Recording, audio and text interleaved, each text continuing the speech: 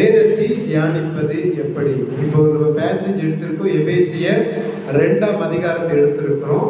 அதுல முதல் காரியம் கடவுளை பற்றி எபேசியர் 2ஆம் அதிகாரத்துல என்ன சொல்லப்பட்டிருக்கு? முதலாவது காரியம் கடவுளை பற்றி, அதாவது தேவனை பற்றி எபேசியர் 2ஆம் அதிகாரத்துல என்ன சொல்லப்பட்டிருக்குன்னு சொல்லி முதலாவது காரியம் நீங்க நோட் பண்ணணும். ரெண்டாவது, இதில் சொல்லப்பட்டுள்ள பொதுவான கட்டளை. முதலாவது காரியம் கடவுளை பற்றி என்ன, எபேசியர் 2ஆம் அதிகாரத்துல கடவுளை பற்றி என்ன சொல்லப்பட்டிருக்கிறது. ரெண்டாவது, இதில் சொல்லப்பட்டுள்ள பொதுவான கட்டளை என்ன, பொதுவான கட்டளை என்ன. மூன்றாவது காரியம் இதில் கொடுக்கப்பட்டிருக்கிற வாக்கு தத்தம் என்ன, இது எனக்கு கொடுக்கப்பட்டிருக்கிற வாக்கு தத்தம் என்ன அப்படின்றத கண்டுபிடிக்கணும்.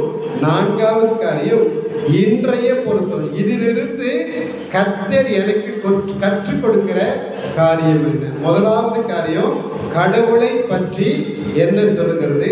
ரெண்டாவது பொதுவான கட்டளை, பொதுவாக இதில் கடைபிடிக்கணும்னு சொல்லி என்ன கட்டளை சொல்லப்பட்டிருக்குது. மூணாவது காரியம் இதில் எனக்கு கர்த்தர் கொடுக்கிற வாக்கு தத்தம் என்ன.